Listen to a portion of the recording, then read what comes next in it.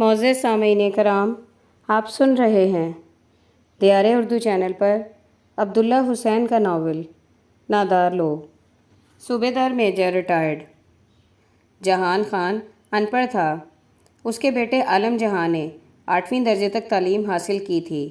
انگریز حکومت کی دی ہوئی 40 مربع غیر آباد زمین کے بدلے حاصل کی ہوئی 8 مربع زرعی اراضی کے بیچ ایک ڈیرے اور چند گھروں پہ مشتمل جس آبادی کی داغ بیل صوبیدار جہان خان نے ڈالی تھی، اسے فی الحقیقت اس کے بیٹے عالم جہاں نے روز و شب کی محنت سے جہان آباد نامی گاؤں کی شکل دی تھی۔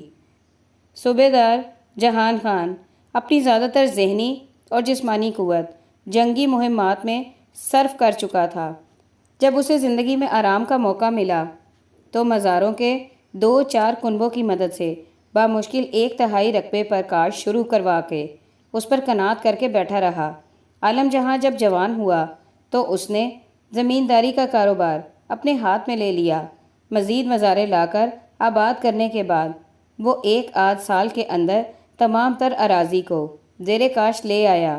اس نے پرانی طرز کے کچے ڈیرے کی جگہ پر اپنے خاندان کے لیے 10-12 کمروں کا پکا مکان تعمیر کرایا۔ مزاروں کی رہائش کے لیے کچے مکان بنوائے، ان کو گائیں بھینسیں خرید کر دیں، نلکے لگوائے۔ مکانات کی تعداد بڑھنے کے ساتھ جو گلیاں وجود میں آ گئی تھیں ان کے بیچ پانی کے اخراج کے لیے نالیاں نکلوائیں، کھاد کے ڈھیر اٹھوائے اور ان کے لیے گھروں سے کچھ دور 2-4 کتر زمین مختص کیے بھینسوں کے نہانے کی خاطر۔ آدھے ایکڑ میں ایک تالاب کی تشکیل کی اور یوں جہان آباد کو ایک مکمل چک کی صورت کو پہنچایا۔ وقت کے ساتھ ساتھ عالم جہاں کو تعلیم کی افادیت کا کچھ علم ہو چکا تھا۔ اس نے اپنے بیٹے جہانگیر اوان کو 8 برس کی عمر میں ہی پڑھنے کو چیف کالج بھیج دیا، جہاں پہ جہانگیر سینئر کیمبرج تک تعلیم حاصل کرتا رہا۔ گو آخری امتحان میں کامیاب نہ ہو سکا اور چھوڑ کر گھر واپس لوٹ آیا، مگر اس مشہور کالج میں قیام کے دوران صوبے کے تمام قابل حیثیت خاندانوں کے لڑکوں سے اس کے تعلقات استوار ہو چکے تھے۔ اس کے علاوہ اس کے اندر اپنی ذات میں ایک ایسا اعتماد بھی آ گیا تھا جو اس کے باپ اور دادا میں ناپید رہا تھا۔ عالم جہاں کی وفات پر جہانگیر اوان نے زندگی کا کاروبار سنبھالا تو اس کا دائرہ کار مزید وسیع ہوتا گیا۔ دیہات کے لوگوں کو دنیا داری کے سلسلے میں صرف 2 جگہوں سے براہ راست واسطہ پڑتا تھا، ایک پٹواری کا دفتر اور دوسرے ضلع کچہری، جہاں فوجداری کے معاملات نپٹائے جاتے تھے۔ جہانگیر اوان کے دل میں ان دونوں جگہوں کا کوئی خوف نہ تھا، نہ ہی اسے وہاں گھوم پھر کر لوگوں کے کام کروانے میں ہچکچاہٹ محسوس ہوتی تھی۔ افسر مال سے لے کر قانون گو محکمہ انہار میں ضلع دار اور کچہری میں تحصیلدار سے لے کر مجسٹریٹوں تک اس کی سنوائی تھی۔ اس طرح اس کا اثر رسوخ جہان آباد کی حدود سے نکل کر دوسرے گاؤں اور قصبوں تک پھیل گیا تھا۔ ان معاملات میں داخل ہو کر اسے سیاست کا چسکا بھی لگ چکا تھا۔ مقامی سیاست میں 3 برس گزارنے کے بعد وہ آخر صوبائی الیکشنوں کے موقع پر مسلم لیگ کا ٹکٹ حاصل کرنے میں کامیاب ہو گیا۔ جاٹ برادری اور اپنے تعلقات کی بنا پر اس نے الیکشن کی مہم سر کی اور حلقے سے صوبائی اسمبلی کا ممبر منتخب ہوا۔ اب ملک جہانگیر اوان MLA علاقے کی بااثر شخصیتوں میں شمار ہوتا تھا۔ سن 50 کی دہائی کے وسط تک یہ زمین نہری پانی سے سیراب ہوتی تھی اور بہت قابل مٹی سمجھی جاتی تھی۔ یہاں گنے، گیہوں، مکئی اور باجرے کی کاشت ہوتی تھی اور بھاری فصل اترتی تھی۔ یہ وہ زمانہ تھا جب 60-70 من فی ایکڑ گیہوں اترتے دیکھ کر مشرقی پنجاب کے کسان رش کرتے تھے۔ پھر جب ہندوستان نے اپر باری دوآب کا پانی بند کر دیا تو راتوں رات یہ علاقہ بارانی رقبے میں تبدیل ہو گیا۔ کہیں کہیں پرانے کنویں لگے تھے، کچھ لوگوں نے نئے کنویں کھودے، مگر بیلوں کی مدد سے کھینچا گیا پانی چند ایکڑ رقبے سے زیادہ کی پیاس بجھانے کے قابل نہ تھا۔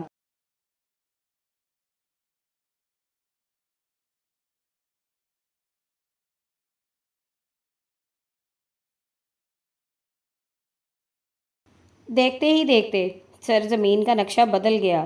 میلوں تک پھیلی ہوئی کالی مٹی اور سرسبز کھیتوں والی زمین بھورے رنگ اور چھتری کمزور فصلوں کی شکل اختیار کر گئی، جس میں کہیں کہیں سبزے کے پیون لگے دکھائی دیتے تھے۔ کسانوں نے پہلی بار آسمان کی جانب دیکھنا شروع کر دیا تھا۔ بارش کی رحمت کے سب دعا گو رہتے تھے۔ اس کے ساتھ ہی پیروں فقیروں کے اثر رسوخ ترقی ہوئے۔ حصے پر کاشت کرنے والے غریب کسان ہر چھوٹے بڑے مقامی پیر کے مزار پہ حاضری دیتے اور چڑھاوے چڑھانے لگے۔ نتیجتاً گدی نشینوں نے اراضی کے رقبے خریدنے شروع کر دیے۔ کئی مزاروں پہ جہاں پہلے ایک کچی سی قبر پہ سبز جھنڈی لہرایا کرتی تھی، چمکیلے گنبدوں والی عمارتیں بن گئی، جن کی شان و شوکت مریدوں کے درمیان مزید عقیدت کا موجب بنی۔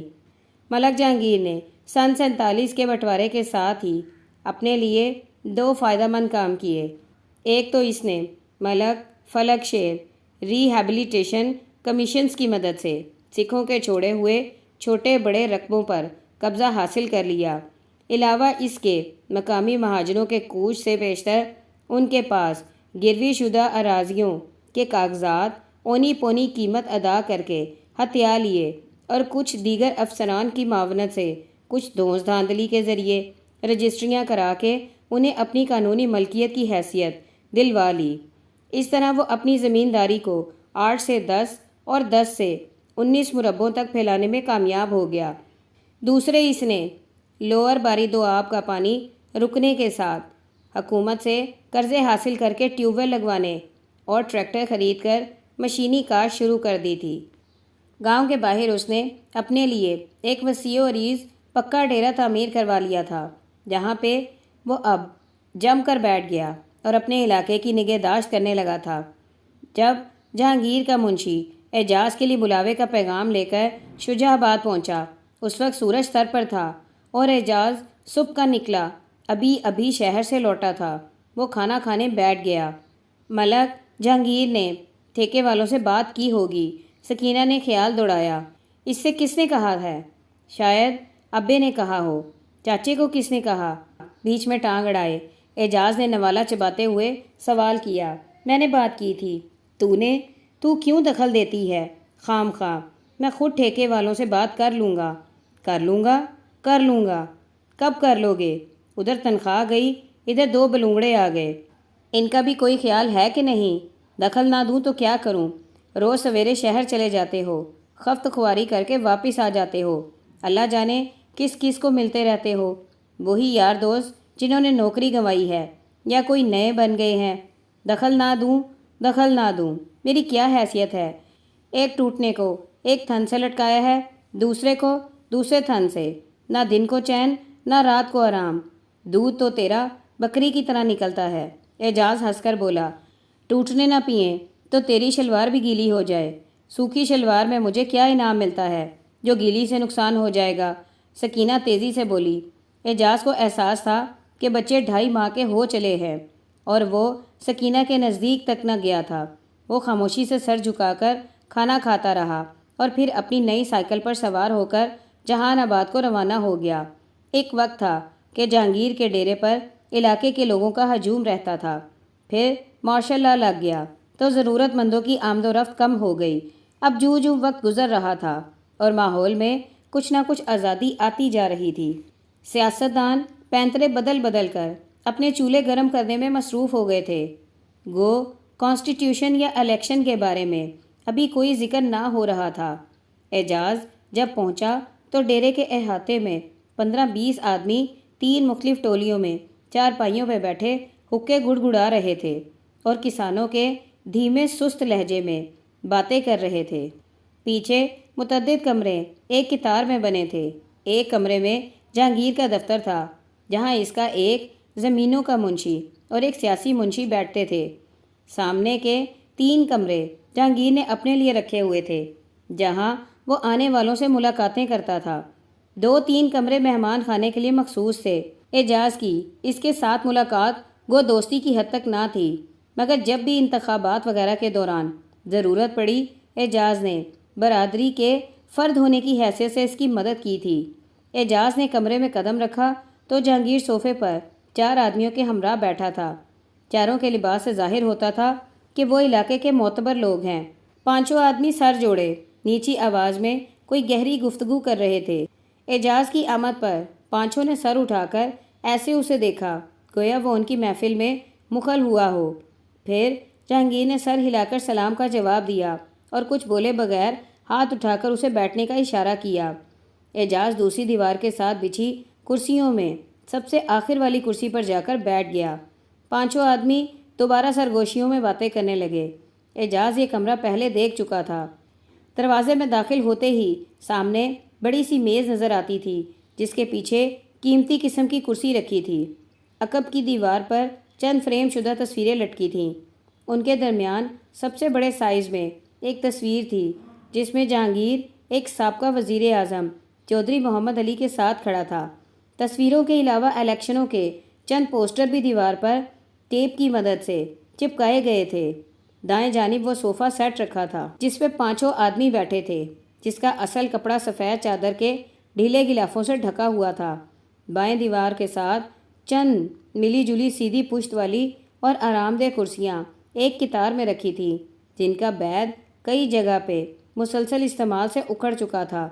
اعجاز کئی منٹ تک بے خیالی سے انجانی پہچانی تصویروں کو دیکھتا رہا جن میں ایک تصویر کے اندر اعجاز بھی جہانگیر اوان کے ساتھ کھڑا تھا جب جہانگیر ان کے اسکول میں کھیلوں کا افتتاح کرنے کے لیے مدعو کیا گیا تھا۔ صوفے پر بیٹھے ہوئے افراد مستقل سازشی لہجے میں کھسر پھسر کر رہے تھے۔ ان میں سے ایک شخص برابر دوسروں کی بات کاٹے جا رہا تھا۔ الفاظ اعجاز تک نہ پہنچ پا رہے تھے مگر آدمی کی حرکات سے اندازہ ہوتا تھا کہ وہ بار بار ایک ہی بات کو دہرائے جا رہے ہیں۔ جیسے ہی اعجاز کو یہ احساس ہونا شروع ہوا کہ ان لوگوں کی یہ کانفرنس کبھی ختم نہ ہوگی، چاروں آدمی اپنی پگڑیاں سنبھالتے ہوئے اٹھ کھڑے ہوئے۔ جہانگیر اٹھ کر ان کے ساتھ دروازے تک گیا۔ چند منٹ وہاں پہ رک کر ان سب نے متعدد بار روانہ ہونے کے لیے قدم بڑھائے اور پھر واپس آ کر جہانگیر سے بات شروع کر دی جیسے گفتگو کے خاتمے سے مطمئن نہ ہوں۔ اعجاز صبر سے دیکھتا رہا۔ آخر جہانگیر نے تین آدمیوں سے ہاتھ ملا کر اور چوتھے سے بغل گیر ہو کر انہیں رخصت کیا۔ آؤ جی ملک صاحب، کیا حال چال ہیں؟ جہانگیر نے اعجاز سے مصافحہ کیا اور اس کے ساتھ والی آرام دہ کرسی پر بیٹھ گیا۔ وہ اعجاز سے عمر میں کئی سال بڑا تھا اور اپنے مخصوص انداز میں اعجاز کو کبھی ملک صاحب، کبھی بھائی اعجاز، کبھی صرف اعجاز اور کبھی آپ، تم اور تو کر کے مخاطب کرتا تھا۔ جواب کا انتظار کیے بغیر وہ بولا، میں تو ان لوگوں کے جھگڑے چکاتے چکاتے تنگ آ گیا ہوں۔ کبھی کبھی خیال آتا ہے کہ میں کس کتے کام میں پڑ گیا ہوں۔ آپ سنائیں کیا حال چال ہے؟ اللہ کا کرم ہے بھائی جہانگیر، اعجاز نے جواب دیا۔ آؤ جی ادھر آ کر بیٹھو، یہاں دروازے کے پاس تو ہر آنے جانے والا دیکھتا ہوا جاتا ہے۔ جہانگیر اٹھ کر میز کے پیچھے اپنی کرسی پر جا بیٹھا۔ اعجاز میز کی داہنی طرف کرسی پہ بیٹھ چکا تو اسے خیال آیا کہ یہ جگہ دروازے کے بالکل ہی سامنے تھی جہاں سے چارپائی پہ بیٹھے لوگ بھی دکھائی دیتے تھے۔ اللہ کا کرم تو ہر حال میں برابر کا شریک ہوتا ہے، جہانگیر بولا۔ یہ بتاؤ کہ گزران کیسے ہو رہی ہے؟ پھر وہ جواب سنے بغیر آگے چل پڑا۔ تمہارے ٹھیکے والوں سے میں نے بات کر لی ہے۔ اعجاز اس کی جواب نہ سننے کی عادت سے واقف تھا، جلدی سے بولا۔ آپ سے کس نے کہا تھا؟ ہمیں آم کھانے سے غرض ہے یا درخت گننے سے؟ بھائی مجھ سے کس نے کہا ہے، کس نے نہیں کہا، اس بات کو چھوڑو۔ بندے اچھے ہیں، بات مان گئے ہیں۔ جیسے جیسے کھیت خالی ہوتے جائیں گے تمہارے حوالے کرتے جائیں گے۔ ٹھیکے کا وقت پورا ہونے کی تکرار نہیں کریں گے۔ اور تمہیں کیا چاہیے؟ تم اپنی مرضی سے زمین تیار کرو، جو دل چاہے بیچو۔ چاچے احمد نے کہا تھا؟ اعجاز نے پوچھا۔ پھر وہی بات۔ دیکھ اعجاز، تیری ایک عادت خراب ہے جس کی وجہ سے تو مار کھاتا ہے، اور وہ ضد کی عادت ہے۔ پہلے اسی کی خاطر تو نے ایک عزت دار نوکری گنوائی ہے۔ اس میں ضد کا کیا سوال تھا؟ اعجاز نے پوچھا۔ بھائی اعجاز، مجھے سارے معاملے کا علم ہے۔ تمہارے کہے بغیر میں نے پوری کوشش کر کے دیکھ لی کہ نوکری رہ جائے، مگر وقت خراب آیا ہے۔ ہیڈ ماسٹر تمہیں وارننگ بھی دے چکا تھا، تم پھر بھی اپنی دوستیاں نبھاتے رہے، تو بچے کسی نہ کسی طرف تو مار کھانی ہی پڑتی ہے۔ اب تم پھر وہی کام کر رہے ہو۔ میں ضد نہیں کر رہا، بس پوچھ رہا ہوں۔ چاچے احمد نے، میں پوچھنے کی بات نہیں کر رہا، جہانگیر نے کہا۔ دوسری بات کر رہا ہوں۔ دوسری بات؟ ملک حمید کے بھٹے والی بات۔ اعجاز چونک کر اس کا منہ دیکھنے لگا۔ اس کے خواب و خیال میں بھی نہ تھا کہ جہانگیر اس بات کا ذکر کرے گا۔ میرا اس قصے سے کوئی واسطہ نہیں۔ آخر اعجاز نے کہا، اگر ہم نے پہلے تم سے بات نہیں کی تو اس کا مطلب یہ نہیں میرے بھائی کہ ہمیں اس قصے کا علم نہیں۔ یہ میری جاب ہے کہ علاقے میں جو کچھ ہو رہا ہو اس کی خبر رکھوں۔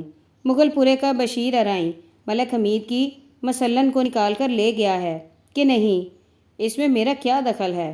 اعجاز نے کہا، تم میرے منہ سے ہی کہلوانا چاہتے ہو، مجھے تو آپ کی بات کی سمجھ نہیں آ رہی بھائی جہانگیر۔ اعجاز کمزور سی آواز سے بولا، تم روزانہ اس مسلن سے ملنے جاتے ہو کہ نہیں؟ جہانگیر نے مضبوط آواز میں پوچھا۔ ایک لہجے کو اعجاز کے دل میں آئی کہ انکار کر دے، مگر جہانگیر کے پر اعتماد چہرے کے مقابل اس کا ارادہ ڈھہ گیا۔ وہ خاموش بیٹھا سر موڑ کر زمین پہ دیکھتا رہا۔ اس کمی کی بات نہیں بھائی اعجاز، آخر کو ہم سب مرد ہیں، اپنے وقت میں سب نے اپنے اپنے کسب کیے ہیں، خرابی بس ایک بات کی ہے۔ اعجاز نے سوالیہ نظروں سے اسے دیکھا تو جہانگیر نے بات جاری رکھی، ہمیں خبر نہیں پہنچ رہی تھی کہ ارائی نے اس کو رکھا کہاں پر ہوا ہے، آخر تم ہی ہماری مدد کو آئے۔ میں؟ اعجاز نے حیرت سے پوچھا۔ تمہارا کھرا پکڑا گیا ہے، جہانگیر عیاری سے مسکرا کر بولا۔ ایک آدمی تمہارے پیچھے لگا تو تم بے خبری میں اسے سیدھا علی احمد شیخ کے گھر لے گئے۔ تم نے میرے پیچھے جاسوس چھوڑے ہیں، اعجاز نے غصے سے کہا۔ جہانگیر نے اپنا سر نفی میں اور ساتھ ہی سیدھے ہاتھ کی انگلی دائیں اور بائیں ہلائی اور لمبا سا کہا، پھر وہ انگلی سینے پہ رکھ کر بولا، میں نے نہیں، ملک حمید نے، میرا اس سے کوئی تعلق واسطہ نہیں، وہ تو میرے پاس تیری شکایت لے کر آیا تھا۔ میں نے اس سے کہا، دیکھ بھائی حمید، تو بھی بھائی برادری، اعجاز بھی بھائی برادری، جھگڑا نہیں ہونا چاہیے، بس اس بات کا خیال کرنا، باقی جو تمہاری مرضی ہو کرو۔ اس کا کہنا ہے کہ مسلی نے عورت اور بچے کے نام پر پیشگی لے رکھی ہے، جھوٹ بکتا ہے۔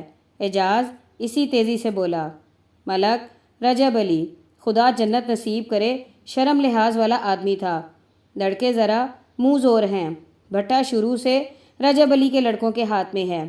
اصل میں ملک حمید نے اسے اپنی عزت کا سوال بنا لیا ہے، کہتا ہے کہ یہ ایک غلط مثال ہے، اگر اسی طرح اس کے چوڑے مسلی بھاگتے رہے تو بھٹے کا اللہ ہی حافظ ہے۔ سچ پوچھو تو اس کی بات میری بھی سمجھ میں آتی ہے۔ تم بتاؤ، اگر تمہارے داغ مزارے کھڑی فصل بیچ کر رقم جیب میں ڈالیں اور رفو چکر ہو جائیں تو تمہیں کیسا لگے گا؟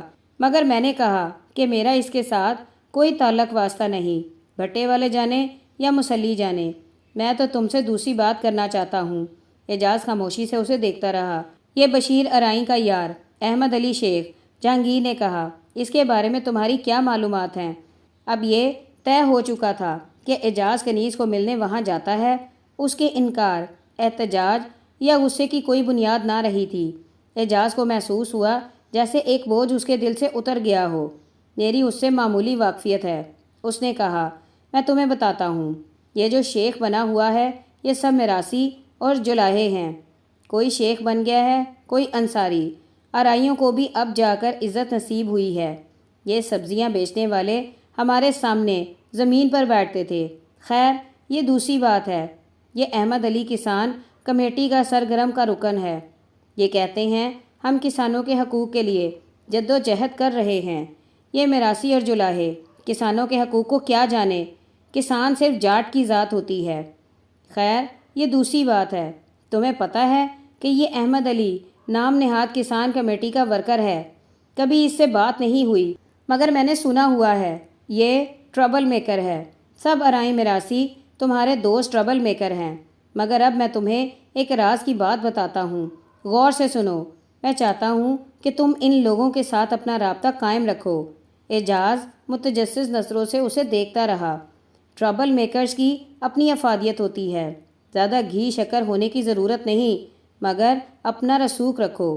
کانسٹیٹیوشن کی کوئی نئی شکل جلد یا بدیر آئے گی، ہو سکتا ہے ان لوگوں کو کچھ نہ کچھ سہولتیں مل جائیں۔ اگر یہ ٹربل میکر ہیں تو آپ کو ان سے کیا فائدہ ہوگا؟ اعجاز نے پوچھا۔ بھولے بادشاہ، جہانگیر کونیا میز پر رکھ کر آگے جھکا اور اعجاز کی آنکھوں میں دیکھ کر بولا، آج میں تجھے سیاست کے ایک دو سبق دیتا ہوں، سن۔ آپ لوگ یہ سمجھتے ہیں کہ بھاگنے دوڑنے، جلسے جلوس کرنے، اشتہار بانٹنے اور نعرے لگانے سے زندگی کا کھیل بدل جاتا ہے۔ اسی بھولپن میں آپ مارے جاتے ہیں، دنیا کسی دوسری طرف نکل جاتی ہے۔ سیاست کے 2 سبق ذہن نشین کرو۔ پہلا سبق مشہور کہاوت کے مطابق یہ کہ اپنے سارے انڈے ایک ٹوکری میں مت ڈالو، مطلب یہ کہ کچھ بھائی برادری سرکار کے ساتھ رکھو، کچھ اپوزیشن کے ساتھ، تاکہ جس کسی کا راج ہو حکومت اپنے ہی ہاتھ میں رہے۔ دوسری بات، جہانگیر ہاتھ پھیلا کر انگوٹھا پہلی 2 انگلیوں پر ملنے لگا۔ یہ ہے، وہ بولا، پھر ہاتھ پہلو پہ لے جا کر کرتے کی جیب کو تھپ تھپایا، اور یہ، یعنی اعجاز نے پوچھا، پیسہ؟ جناب پیسہ وہ وقت گیا جب ہائی خیالات کا دورہ تھا۔ 12 سال بعد زمانہ پلٹا کھاتا ہے نا۔ ملک کو بنے ہوئے کتنے سال ہو گئے؟ 12، تو زمانہ پلٹ گیا۔ وہ ہاتھ ہوا میں بلند کر کے بولا، جیسے کہہ رہا ہو چڑیاں پھر سے اڑ گئیں۔ اب جس کی جیب میں پیسہ، اس کے ہاتھ میں باغ۔ جیسے جیسے وقت گزرے گا، سیاست ان کے ہاتھ میں آئے گی جن کی جیب مضبوط ہوگی۔